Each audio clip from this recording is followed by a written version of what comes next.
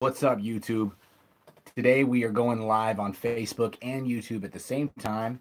So, for those of you that are watching on YouTube, please consider going over to Facebook, checking it out, giving it a like. I'm going to go ahead and share this real quick. Let me grab it, share, copy link to myself, send separately, reconnecting. Here we are. Boom. Then we're going to go here. And we're going to go here. Here. Go here. Boom. Share. Copy link. We're going to go back.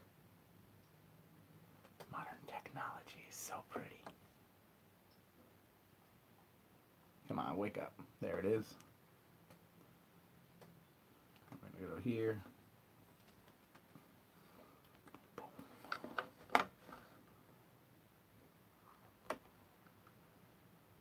Boom. Bang. Here, wait. Oh, get the heck out of the way. Ah. There we are. Boom. Hey, what's up if you're watching? I'm getting my Facebook all set up, so give me 2 seconds. Hang on. We're going to go here.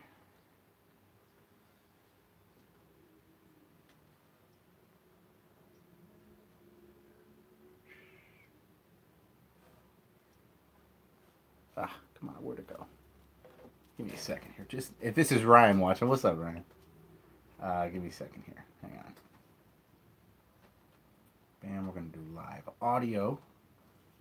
So we're gonna move you right here, my friends. And the live audio is right here. Let's do it.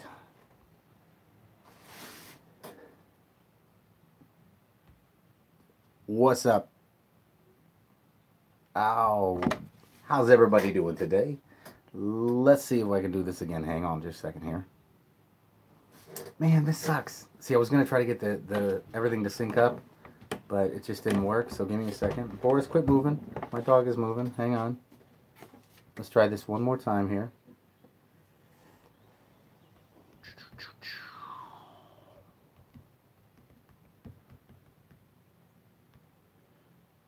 One more time. Live at the garden. Boom. Boom. Go live. Wake up, everybody. Wake up. Live audio. I'm going to go here.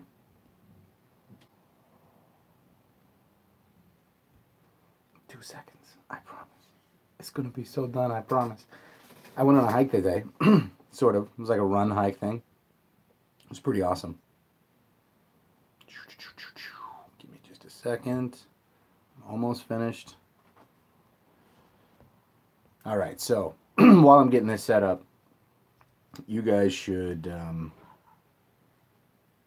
consider, I guess it shouldn't say you guys because I'm probably just talking to Ryan here, but think about inpatient treatment. Think about that. That's what I'm thinking about right now. Thinking about inpatient treatment. Thinking about what that looks like, why it's beneficial, when is the right time to make that decision, those kind of things. Let's see here, live audio. We're going to go right here. Then we're going to go here. Here, I'm almost finished here. Don't run from pain. Done. I think we're ready to start the live audio in 5, 4, 3, 2. What's up, Facebook? How are you guys doing? For those of you that don't know, I'm also live on YouTube. The link is in the description right there. I've been live for about 5 minutes. I think Mr. Walton has been hanging around, and I appreciate him doing that. Don't run from pain. That's the subject of today's podcast. Don't run from pain. You know, that can be something that's sort of catchy. A lot of people sort of view pain as a bad thing, and so it's become commonplace in today's culture to make the bad things seem good. So, you know, I remember when Nike was putting out that kind of ad campaigns and those kinds of different things where it was like, you know, fight the pain and feel the pain and embrace the suck. It was this kind of like sort of I can take on anything sort of man woman power thing. That's what it was. That's what it was all about. And then there was somewhere, sometime, somehow where it switched. It changed. It went from that to something different. A lot of people call it wimpiness, wussiness. I don't know. There's a lot of different colloquial terms that people use, but it just seems like there's more of a commonplace aversion to pain than there is a desire for pain, or maybe even not even desire for pain, but like looking at life or situations and then saying, that's not bad and that's not good. It's just a situation. I'm experiencing it. I'm actually going through it, right? I'm actually experiencing this thing, but I'm not subject to it. Like it's happening. I don't have to necessarily experience it all the way. Like like for instance, if I'm in a state, Nebraska, which I am in, and I know that it's commonplace during certain times of the year, coming up here pretty quick, that tornadoes are going to happen. We're going to have tornadoes and thunderstorms and hail. Now, I can choose to stay inside and by and large not experience. I mean, unless we lose power, even if I have a generator, I can pretty much just not experience those things. I don't have to get wet by the rain. I don't have to get thunder. I don't have to hear the thunder. I can put on headphones. So that can be happening all around me outside, and I can just be oblivious to it. I can choose to not experience that. And that's kind of weird. I don't know. It seems like when we do that with other things, that's when problems are created. So taking the parallel of putting on earphones, sitting in a house, not experiencing any of the storm, you've now alienated yourself from your neighbors. And let's say your house falls down and you need help and you're broke and you have no means of getting anywhere. And everybody around you was there for the storm. They were up, they were awake, so they were able to get everybody out and help. But you put your headphones on, locked your doors, and have been a hermit, and so we didn't know if you were in there or not, and so you got left in there, and now you're in a tight spot. Now you're in a pickle because of your alienation, right? So you think about that, and you think about the veteran, or not just the veteran, but anybody struggling with depression. Anybody. It doesn't have to be a veteran. Anybody fighting with any kind of up here problems, issues, where you're just not certain what's up, what's down, what's left, what's right. It can get really confusing, and it can get really overwhelming really quick. And when you don't know what it looks like, when you don't know when you're not sure or certain what you're being assaulted with, it becomes confusing. I know I always go back to jiu-jitsu, but this is a great parallel. Before I understood what an armbar was, when it happened to me, it was terrifying. It's still pretty scary, I'll be honest. But it was significantly more terrifying when I didn't know it was coming, when I wasn't expecting it, when I didn't really have any idea that it was going to happen. And now, 6-7 months in, now I know when it's coming. I can almost pretty much, I can count the tap right there.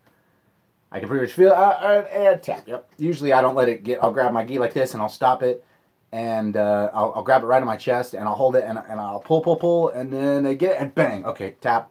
That's it. I'm done. Yep. And I can pretty clearly tell when that moment's going to be. I don't have to. At this point, it's pretty clear when it's going to happen, and I can almost always tell when it's time to fight the armbar or when it's time to give in and tap. And that's what the beauty is with approaching these problems with a jiu-jitsu mindset, where you're free to go 100% with these problems, these issues, these combatants, these enemies. You're free to go 100% because you always got that tap and pound. You've always got that, like, where you can break. I'm good. I'm gonna step away for a while. I'm good.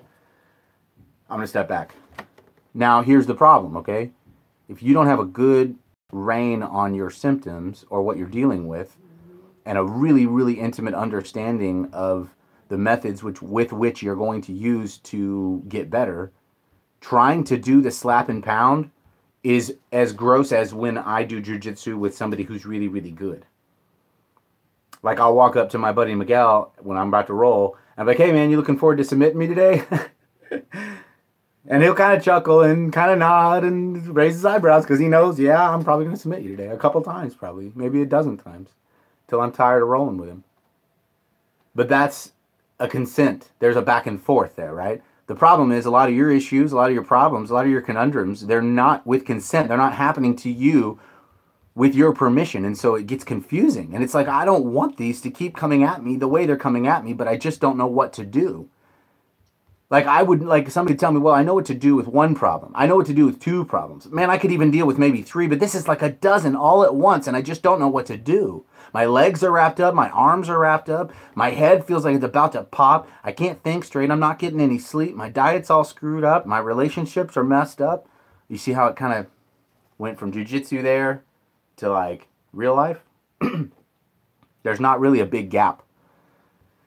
When you're talking about physical engagement, when you're talking about engaging these problems as if they're real problems, because they are.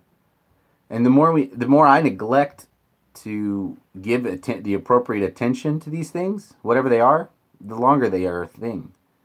And the more crow I'm going to have to eat later, yo. For real. The more I'm going to have to say I'm sorry, the more I'm going to have to apologize, the more I'm going to have to just put my foot in my mouth. Over and over and over again. Incessantly. Like, you wouldn't believe the number of times that I've had to come back to the problem, come back to the person, come back to the situation and say, I'm sorry. I'm sorry. I behaved poorly. I will try not to do that again. I'm so sorry. Ah.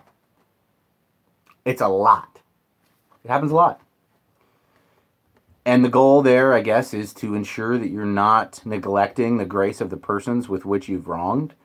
If they're willing to forgive you numerous times for the same wrong because you're trying to get over it, you're trying to learn, don't abuse that. Like, don't take that for granted, because that's important, right? You've got to pay attention to the people around you. You've got to watch the impact that you have on the people around you, because you don't matter as much as you think you do, and you matter a lot more than you think you do. You see how that works? There's a paradigm there that you've got to focus on. You've got to be aware that you're not the center of the universe. So you don't deserve a lot of the things you get. However, you're probably not getting a lot of the things you need. You see? So you need to hurry up and calm down. The Army used to tell us all the time, hurry up and wait. Used to tell us that all the time, hurry up and wait. And that was their mantra. That was the thing. It was hurry up and wait. So that's what I tell you guys today. If you've got something you're facing, if you've got a symptom or a habit that you want to kick, or whatever it may be, what the issue is. I mean, if you're a veteran, it's probably something related to PTSD. It's probably something related to your time in service. A lot of guys like me, man, I feel like a pile of crap a lot of times because of my service, man. I was not a good soldier all the way. I wasn't. I wasn't the badass that a lot I wanted to be. I wasn't. I went in with this mindset that was wrong, and it hurt me in the long run. And I ended up having to eat a lot of crow. Say sorry to a lot of people who I hurt. A lot of people. I hurt a lot of people with my actions, my selfishness. The longevity of my selfishness was compared only to the absolute, I don't know. I just had this, like, I was oblivious to what I was doing. But I knew it. And I would take steps to try to prevent its impact as much in other people's lives, but I don't know. I knew it was bad, but I don't know. It was like I couldn't help myself. It was bad. But I was completely responsible, and I was completely culpable, and still am. And I still have those people in my life who I wronged because they chose to extend grace and mercy to me and love me enough to forgive me. And that was huge. That was huge, because those people forgiving me and loving me, despite what I so terribly had done to them, meant that maybe I can extend grace and mercy to people who have hurt me in really, really bad and harmful and terrible ways. Maybe I can do that for somebody else, right? Maybe I can be the extension of grace that somebody's been for me. But that could never happen if I didn't embrace the pain. That couldn't happen. If I don't call the problem a problem, I'm a punk. I'm a faker. I'm a liar. And if you want to wrap up the idea of PTSD in American flags, crosses, and tears and Alan Jackson songs, well, that's fine. I mean, do that, right? But just know that that's bullshit. Sorry if that offends anybody, but it is. It's garbage. PTSD is gross, disgusting, hard, difficult, terrible, relentless, unstoppable, without the appropriate focus. If you are dealing with a problem head on and you turn to the left or to the right just enough for it to get a foot in or to get a leg in, you're done. You better just tap because you need to reset and get back to guard. It's facts. You're missing something. Because if you think it's as simple as I'm just going to go to this treatment facility and get all better, well, you've got another thing coming. I got vets on this podcast right now watching who could probably attest to the fact that I'm right. That's not one thing. Also, another thing, if you think it's just one supplement, one substance thing that's going to fix your problems, you're way wrong. And I don't care what substance it is. The one I'm thinking of, that you're thinking of, that one, it's not going to save your life. It's not. Because if you just put yourself in a cloud of haze, the inability to focus on your problems, that actually will hurt you in the long run. I'm not saying that medicine can't help. In fact, I'm saying that, my God, get off of pharmaceuticals if you're on them and find some natural substances that will help you. Legal, legitimate substances that will help you are always better than pills. Always, every time. If you can find them, you should do it. Natural ways, holistic ways of treating your symptoms is always going to be better. But don't think that that one thing that you find is going to be the cure-all for everything. It's not. It's not. If you're not willing to put in hard work, you should put down that supplement. Because the pill is probably just going to work out better for you. Ugh, that sounds rough, Tim. Well, it's supposed to be rough. I mean, come on. Let's real talk just a little bit. Why don't you, man or woman, buck up and own the fact that you know those pills are way easier. No, you don't know how hard it is for me. Yes, I do. Shut your mouth. I did it. I've done it. And I continue to choose to not do it, taking the pills, okay? Because I know how hard it is and how easy it is, all right? It's a lot easier to pop a pill 3 times a day than it is to have to deal with insomnia all the time. Deal with anxiety and anxiousness and pain and hurt and terror and absolute fear and flooding thoughts and shaking hands, and I mean all these things. These are all real these are the physiological, these can be the physiological results of a mental problem. For real. It can happen. And so because that's real, because we know that's real, we can't deal with it like it's the hiccups. Like you got some heartburn. You know, some aches and pains. That's not what we're talking about here. We're talking about real life and death issues. So let's make sure that we deal with it like that. It's really easy to slap a hashtag on a post and feel like you've done the thing that you're supposed to do, but it's more than that, man. It's more than a selfie at the place you went to show that you went there. It's more than that. It's way more than that.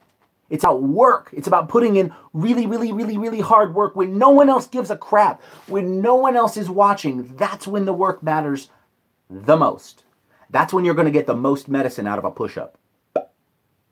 That's when you're going to get the most impact out of a quick, brief, and very difficult sprint.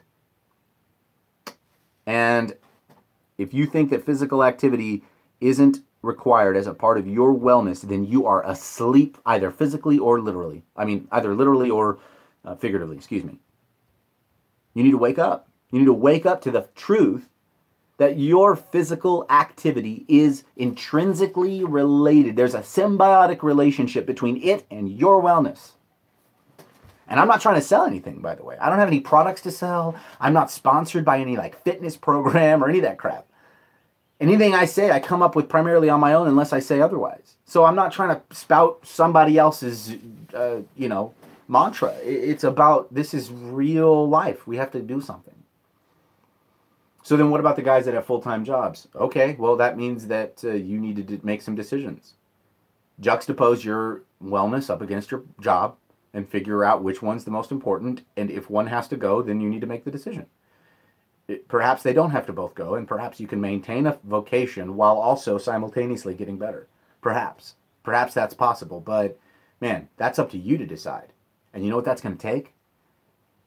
A clear head, some clear thinking, some decisive thought, dealing with your problems, not running from them, putting your phone down, engaging the people around you in a real and tangible way with love, appreciation, communication. These are all things that are really hard to hear and to say. And they're also all things that I am still learning how to institute myself. I can't figure out how to put all this stuff together. I don't know. I didn't go to some class to figure out how to fight PTSD. Aside from all the classes I've been through with the VA, I never learned. I didn't learn any of this stuff from anybody. I learned it because I got sick and freaking tired of feeling the way I felt. And I didn't like it. I knew it wasn't me. It made me weep inside, but I had no emotions because I was a zombie, and so I got sick of it. And I think that more and more people, the more people I talk to, veterans and non-veterans alike, they tell me the same thing. They're like, dude, like, man, I wish I could do more fill in the blank. I wish I did less of fill in the blank. So it seems like there's something that's perhaps missing. I don't know. I don't know if it's missing or if it's just absent from the culture. But let's reintroduce it. Let's raise the consciousness of our fellow man by helping them in a loving way, showing them an example of physical engagement. Don't just get up and go to your job. Don't just get up and go to your place of work. Which by the way, please question that all the time. Question that place. Whatever it is you do, question it often. Please challenge it all the time, because boy howdy, I think there's about 1 trillion people I could think of who don't need to have a vocation. They need to have their own business. It's not that hard, you know? Or be an entrepreneur. Maybe not have your own business, but don't reinvent the wheel. If you find somebody else that's got a wheel that sells and people want to buy it, and you can get it for cheap, buy a dozen wheels and sell them. And then do that for the rest of your life so you don't have to work for somebody else, man. Just challenge that. You've got to not be afraid to challenge what you have accepted previously. Because let me tell you, the reason you are where you are right now is because you have continued to accept what is okay without considering what isn't. Maybe that's why you're having a hard time. Maybe the way you view your problems right now is part of the problem. So then you need to intentionally find and gain and hold on to truth. What is truth? A lot of people say truth is subjective. A lot of people say truth is objective. A lot of people say truth comes from God.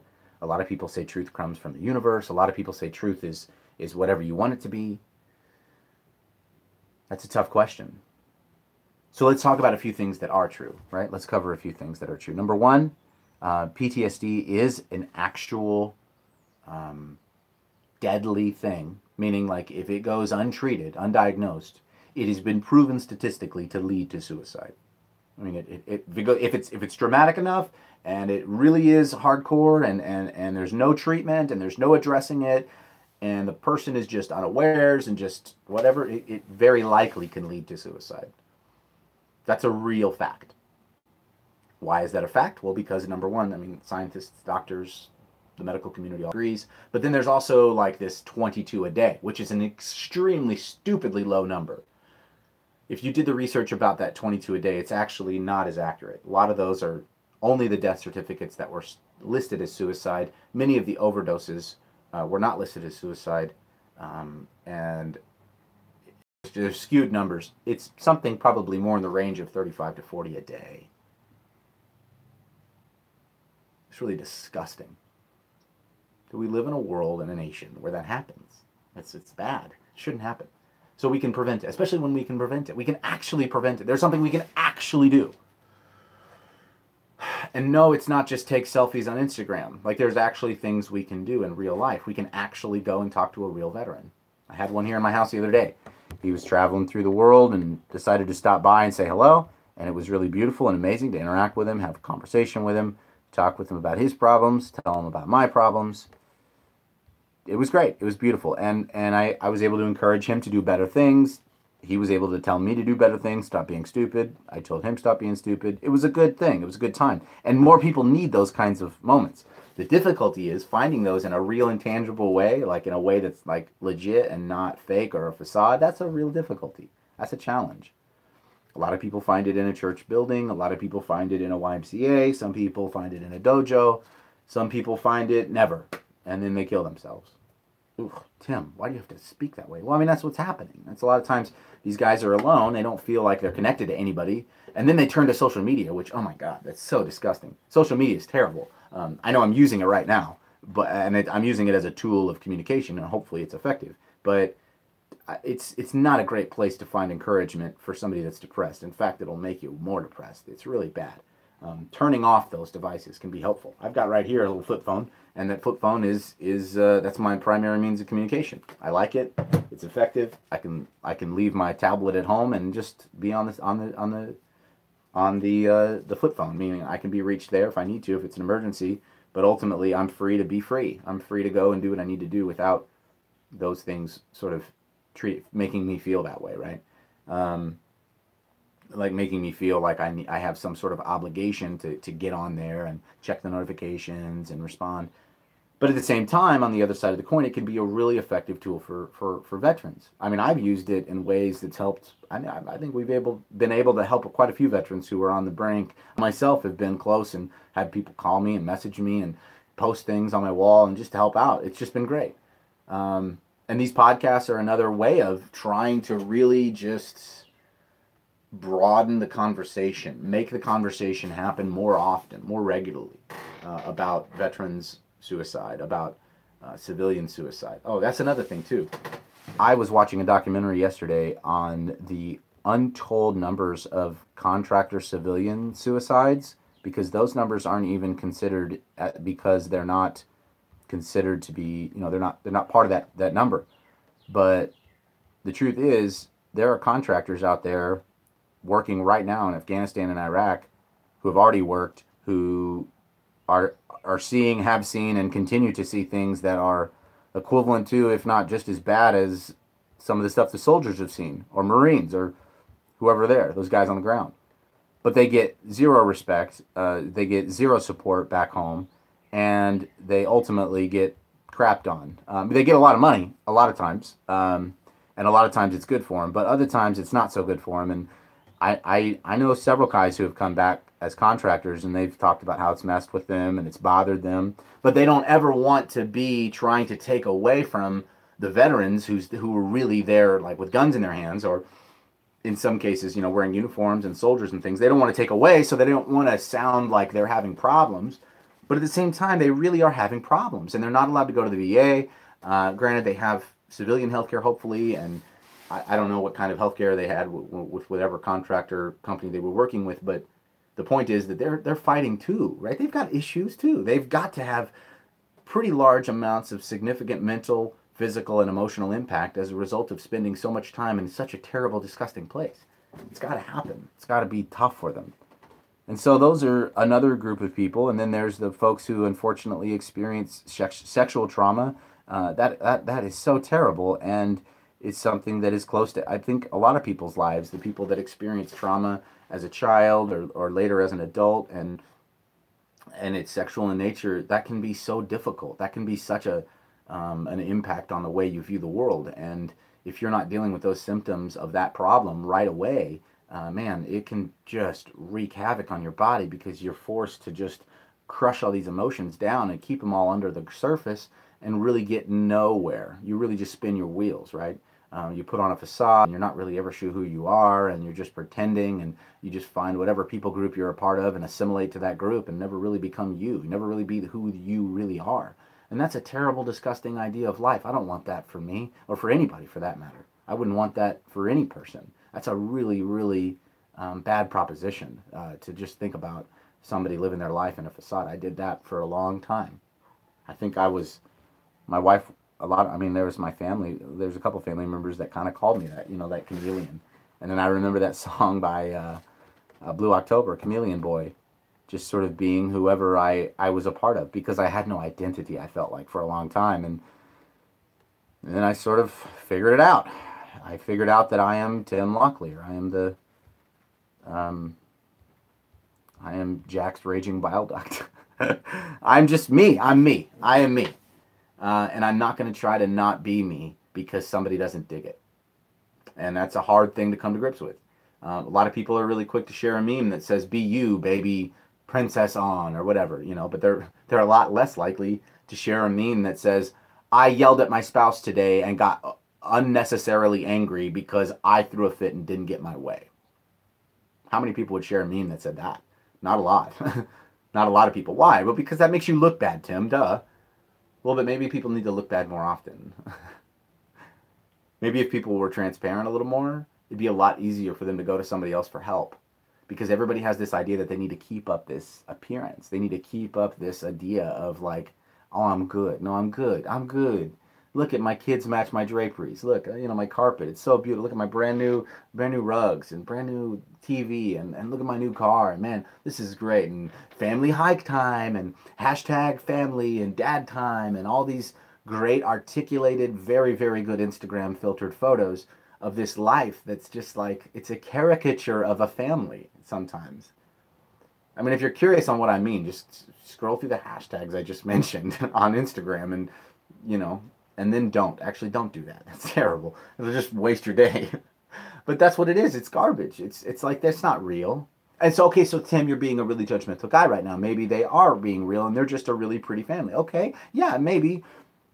But why does it seem like there's still equally high rates of divorce and sexual abuse and children who are just stuck on devices all day long and 7 to 10 hours in a building at a school learning something ish and then coming home to being on devices over and over, and then it's just like this repetitious cycle of disconnection and no intimacy, and then you wonder why your kid's on kind of wanting to get on Adderall or something, or it's like, wow, that's bad, man. We need to engage our fellow man, not just our children, but our family, the people we live around, the people we impact the most are going to be the ones that are going to help us get better. So we want to interact with them in a healthy way. Communication is so essential. I thank God for my wife for that in that regard, because she is such a calm and clear communicator, and she is beyond words patient with people like me, people who are obstinate and difficult and hard-headed and don't want to listen. Those kinds of people are really hard to have conversations with. And she has shown me and taught me, and she has exposed to me a side of me that I didn't know existed. She taught me how to be me by loving me. She loved me the right way, and she coaxed me into being who I really am, which is me. Not the me that I really think that I want her to be either. And not the me that I really think all my friends want me to be, but the me that is who I really truly am.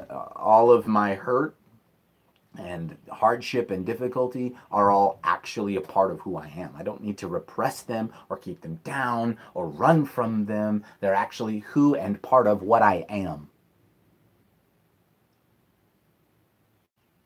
They're part of what I do. They're the reasons why I respond the way I respond. And so I stop and I pause and I take stock of my actions and my reactions, and then I say, okay, I do that because of this, I think. So then let's get rid of this. And then maybe this other thing over here will go away. It's not that difficult. It seems not complicated. So let's try it. So boom, that's what works. I eliminate the smartphone. I get a flip phone, and bam. All of a sudden, I don't feel such an addiction to social media anymore. And I'm free to do podcasts like this for 35 minutes that can help people, hopefully. Hopefully, I don't know. Whereas before, it just becomes inundating. It's just too much. I don't want to spend any time on it. But here, I went on a run this morning. I went and did like 1.2, 1.5, I don't know. It was. I ran quite a bit, and then halfway through, I stopped and force hydrated Boris, the service dog, and did my 22 push-ups, and then I ran another probably 20, 30 minutes, or 15, 20 minutes probably, and then did another 22 push-ups. And the idea behind the 22, and the reason I'm telling you, is that not because I want to look like Billy Badass, but mostly because there are veterans who I know who, that if they did that every day, they would be different human beings than they are right now. They would be having a better life. They would be feeling better. They wouldn't be going through what they're going through mentally. So let me challenge you. Like, I know this is ridiculous only because a lot of people have made it ridiculous, and there's like shirts about it, and it's a whole marketing ad campaign and everything, but why don't you do 22 push-ups a day? If you aren't getting any physical activity at all, is there a good reason you're not, other than that you don't want to? And then if that's the case, then I encourage you, I sort of dare or challenge you to do that. You can do that. It will help you. It can help raise awareness about a problem that's real and legitimate, and it can help you. Those are really good reasons. Those 3 reasons are great reasons. Doing push-ups every day can help make you a better person physically and emotionally. It can engage your brain, and if you do enough physical activity, there's free chemicals up there. There's like serotonin, dopamine, oxytocin, testosterone, all kinds of good stuff up there. It makes you feel good. I like it. It's a good feeling, and I want more of it, and I'm going to keep going for it. And I'm going to keep telling people that I'm doing the push-ups, not because I want people to know that I'm doing push-ups, but primarily because I think that it's important that people understand why. I'm doing the push-ups because my brain sometimes feels like it wants to pop out of its eye sockets. Like sometimes that I don't know how to put words out of the lower hole in my head. And sometimes it's really challenging to think straight. And so the push-ups actually refocus me. My body actually needs those chemicals, and that's what it's trying to tell me. It's reacting, telling, I need these things. All right, cool, let's go do some work. I go to the dojo, Mr. Nolan, Sensei Nolan, or Ernesto, they crush the crap out of me, and it works. It works. I do push-ups until I can't breathe. I go to muscle failure on my grips on somebody's gi until I can't even think straight. My fingers go raw. Bottoms of the pads of my feet get rough and bloody, cut up. I got marks all over my hands. I got gashes on my forehead. My beard gets ripped out. I don't think I'm going to need to have beard trims anymore because my buddy Miguel pretty much just takes care of ripping that out all the time. But that's for a reason. It's not just because I like it. I do like it, actually. It's really fun because it's like human chess. But I enjoy it primarily because it is not enjoyable. You heard that right. I said because it's not enjoyable. It's painful. It hurts. It takes work. Intense work. And I know that the results of that intense work will be huge, huge payoff. Not just skinny, but because, by the way, I've gotten a little skinnier, but not much. Not much. I haven't lost a lot of weight since I started doing jiu-jitsu. I mean, a little, but not like tons, because that's not the goal. The goal is to get to the point where I no longer feel immensely terrified and scared when somebody that's 3 or 4 times my size just sits on top of me and crushes me. That's the goal. I don't want to feel scared anymore because I'm feeling physical pain. And that's getting to where physical pain doesn't hurt as much. Doesn't have the impact that it used to. Like doing push-ups used to hurt a lot more than it hurts now. And I can definitely do more than I used to do. And it's not just because I'm getting stronger.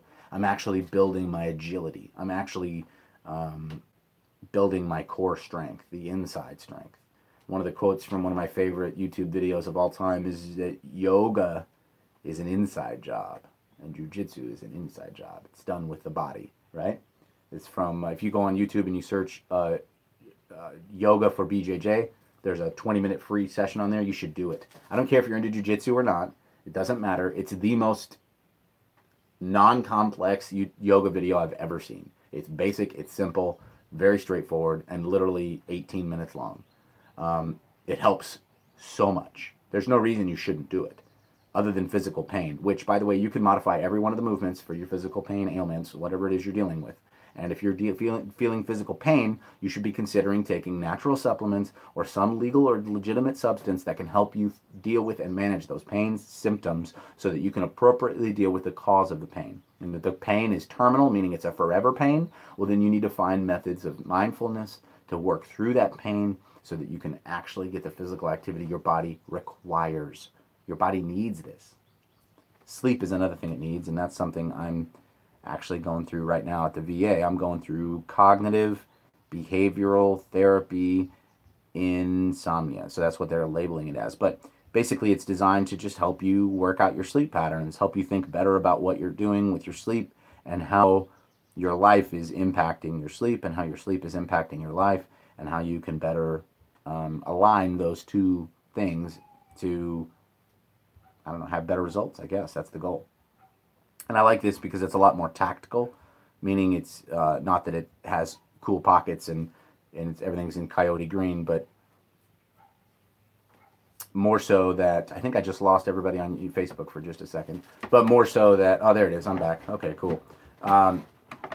More so that it deals with the practical applications of what it is that needs done.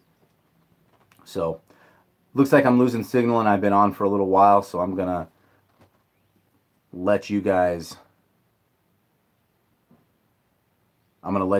go. I appreciate all of you. You're awesome. Visit timothylocklear.com. Click on podcast for the YouTube video.